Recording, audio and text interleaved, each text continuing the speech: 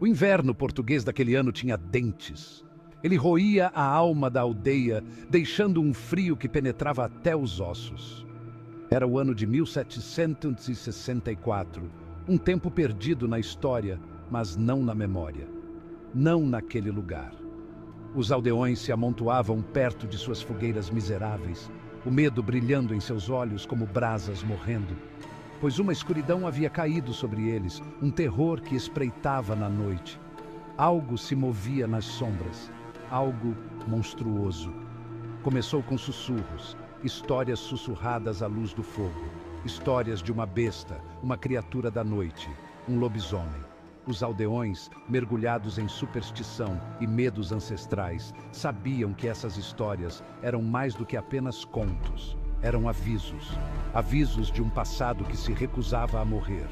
Um passado que agora assombrava seu presente, ameaçando consumir seu futuro.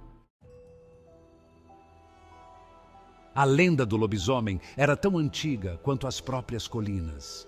Diziam que essas colinas guardavam segredos sombrios, histórias de terror que passavam de geração em geração. As árvores sussurravam contos de criaturas que espreitavam na escuridão, esperando o momento certo para atacar. Falava de uma criatura, um homem amaldiçoado a se transformar sob a luz da lua cheia. A cada ciclo lunar, ele perdia sua humanidade, tornando-se uma besta sedenta por sangue. A lua cheia era tanto sua maldição quanto sua libertação, um farol que o chamava para a escuridão. Sua pele se arrepiava com pelos, seus dentes se afiavam em presas, seus olhos queimavam com um fogo malévolo. Cada transformação era uma agonia, um processo doloroso que o deixava mais distante de sua antiga vida. Seus gritos de dor se misturavam com os uivos da noite, criando uma sinfonia macabra. Ele não era nem homem, nem lobo, mas uma fusão aterrorizante de ambos. Um pesadelo feito carne. Suas garras afiadas podiam rasgar a carne com facilidade e seu olfato apurado podia detectar o medo a quilômetros de distância. Ele era a personificação do terror, uma criatura que habitava os pesadelos de todos. Alguns diziam que a maldição era um castigo, uma retribuição divina por algum pecado indizível. Outros acreditavam que ele havia feito um pacto com forças sombrias, trocando sua alma por poderes sobrenaturais. As histórias variavam, mas todas concordavam em um ponto. Ele estava condenado a uma eternidade de sofrimento. Outros acreditavam que era uma doença, um contágio espalhado por uma mordida ou um arranhão. Aqueles que eram atacados pelo lobisomem não apenas sofriam ferimentos físicos, mas também eram marcados por uma maldição que os transformava em monstros. A infecção se espalhava rapidamente, transformando vítimas em predadores. Sejam quais fossem suas origens, uma coisa era certa: ser tocado pelo lobisomem era ser eternamente condenado.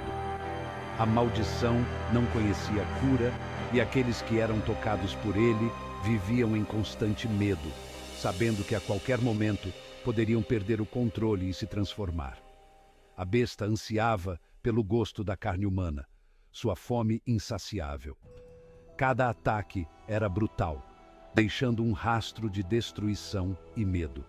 As aldeias viviam em constante alerta, sabendo que a qualquer momento a criatura poderia atacar novamente. Ela perseguia suas vítimas sob a cobertura da escuridão, seus uivos ecoando pela noite, uma sinfonia de terror que gelava o sangue. Os uivos eram um aviso, um sinal de que a morte estava próxima.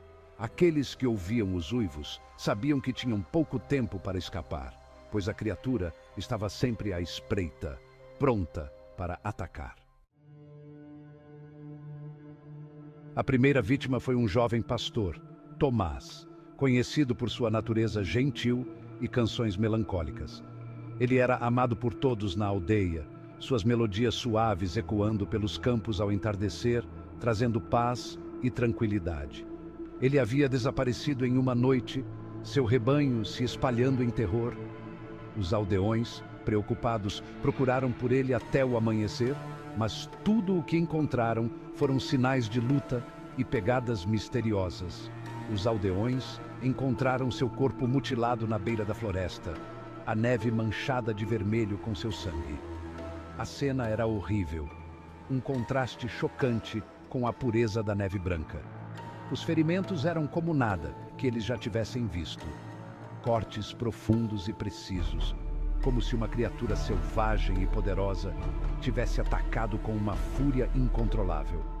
Cortes profundos rasgavam a carne, ossos esmagados com força impossível.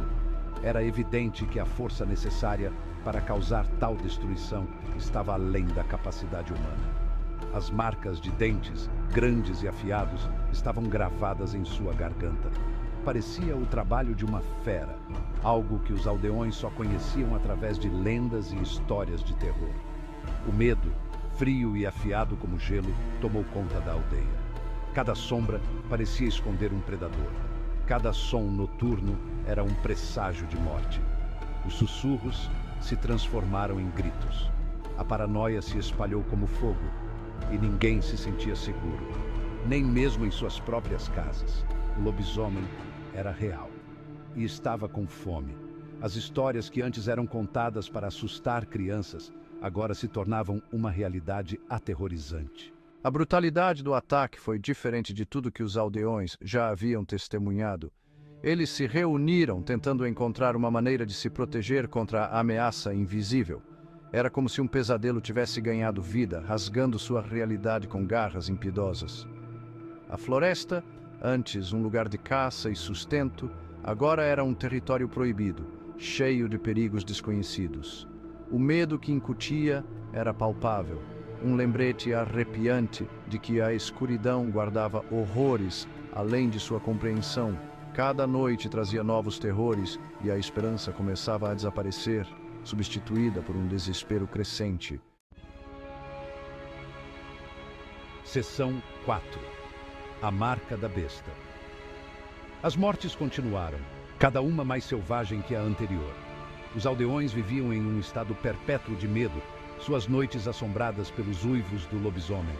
Eles fechavam suas portas e janelas com barras, mas nada parecia deter o ataque implacável da criatura. Era como se a própria escuridão tivesse dado à luz algo monstruoso, algo que se divertia com o terror deles. A cada vítima, os aldeões notavam um padrão arrepiante. Um símbolo estranho, uma lua crescente grosseiramente desenhada, era esculpida no chão perto dos corpos. A marca da besta, eles a chamavam. Um lembrete arrepiante de sua vulnerabilidade, do terror invisível que os espreitava. Seção 5. O Anel Amaldiçoado. Em meio ao crescente medo e desespero, um vislumbre de esperança surgiu.